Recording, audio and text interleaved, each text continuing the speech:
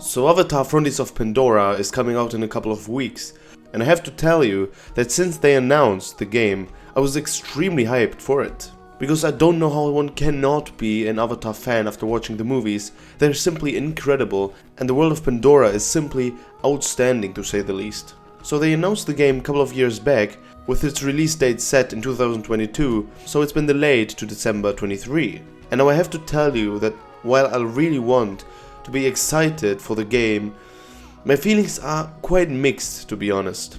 Obviously this game is set in Pandora and it's an open world game, so that fact alone makes me extremely excited for it. But on the other hand, like guys, we can't ignore the elephant in the room. This game is being made by Ubisoft.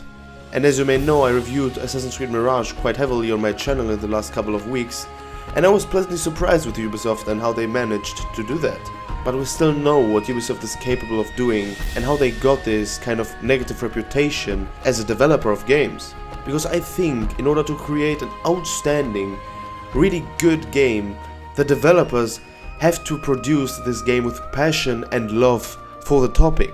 Like if you think about games like The Witcher, Red Dead Redemption or Skyrim, while playing the games you could really feel how interested and passionate the developers were surrounding the topics. I mean, the Polish studio CD Projekt Red created The Witcher 3 that is based and includes Polish history quite heavily, and you could literally feel that throughout the whole game. But Ubisoft has many different franchises. You know, we have Assassin's Creed, we have Far Cry, we have Star Wars, now we're getting Avatar. And while I think that in the beginnings of those franchises, it really felt like Ubisoft created what they wanted to create and what they thought was great. And in the last couple of years, it got more clear and clear that they don't do games primarily that they're passionate about. They focus more on games in which they know that the name alone will bring in money. And even in Assassin's Creed Valhalla, I had the feeling that because the Viking era was so hyped, especially through the Viking series, that is primarily why they decided to do a game in that time period.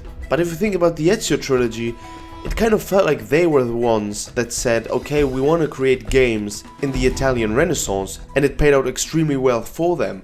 And that, in my opinion, is the best strategy for developers, because if they create games that they're passionate about, they simultaneously create good games most of the time. But when you look about Cyberpunk 2077, that was something completely different that CD Projekt Red was focused on.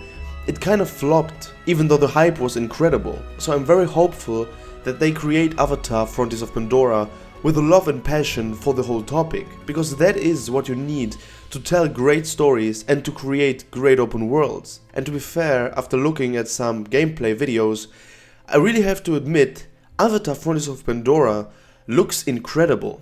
I mean, especially the flying sequences on your Ikran is kind of a dream come true, because after watching films like Avatar, you really want to explore worlds like Pandora. And I mean, even though there is a game from 2009 by Ubisoft that is set in the Avatar universe, this is a completely different thing. And the open world in this game, I think, is probably one of the most important aspects of it. And while I definitely talk a lot about smaller open worlds being very often better than bigger open worlds, like in Assassin's Creed Mirage for example, I wouldn't mind at all if we had this huge open world in the Avatar game, because that's what Pandora is. I mean, if you look at the scenes from the movies, the world is incredibly huge, and obviously you're able to fly in the game, which makes traveling around way faster, and thus a bigger open world would hopefully not be as tiring. And when we talk about the open world, Avatar and Pandora is a completely different planet, and I really hope that it feels like it. And I'm very worried that especially the jungle sequences in the world will kind of feel like the rainforest or, you know, an earthly place. Because don't get me wrong, from up top while flying the Ikran, this game looks incredible. But at the ground, I mean, we didn't see much, but I really hope that there's a lot of diversity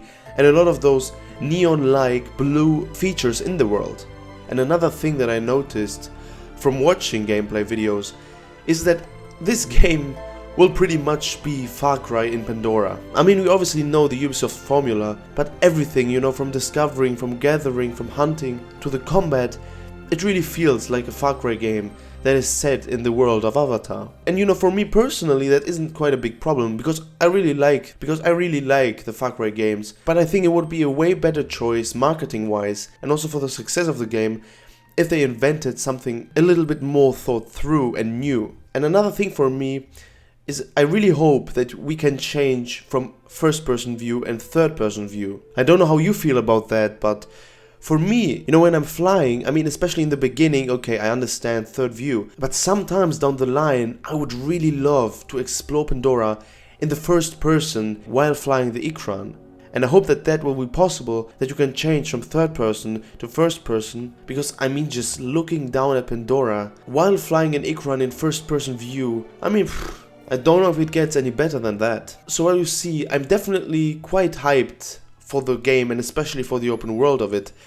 But my feelings are quite mixed because of the things that I just mentioned. But I'm gonna put my trust in Ubisoft, especially because we have to be grateful for a game like Assassin's Creed Mirage that they really quite surprised me with. And I hope that they can do the same with Avatar. So I mean that Ubisoft could get back on track somehow, because the reputation of the company, I mean, to be fair, when you hear that the game is from Ubisoft, everybody's immediately turned off. So I'm really hopeful that they nail this game, because it has huge potential. And for me it was already a good sign that they extended the release date, because I really don't want them to rush during development. I mean, obviously there is time restraint and things like that, but still taking their time and producing this game with proper passion would definitely make that a masterpiece. But, I mean guys, we'll get our answers in 2 weeks. Until then, I'm really interested in your guys' opinions. I've heard a lot of different opinions. Some people are immediately buying the gold edition and pre-ordering it. Other people say that they won't play it at all. What do you think about Avatar Frontiers of Pandora? I will be playing and reviewing it on this channel for sure, because it is an Avatar game. But I'm very interested in your opinions. And if you're interested in games like Avatar and other open world games, feel free to subscribe to the channel and give this video a like or comment if there is something that I could improve on, so that I myself can get better and better, like Ubisoft hopefully will. Alright guys, that was it from me in today's video. I hope you all have an amazing day. I'll see you in the next one. Bye bye.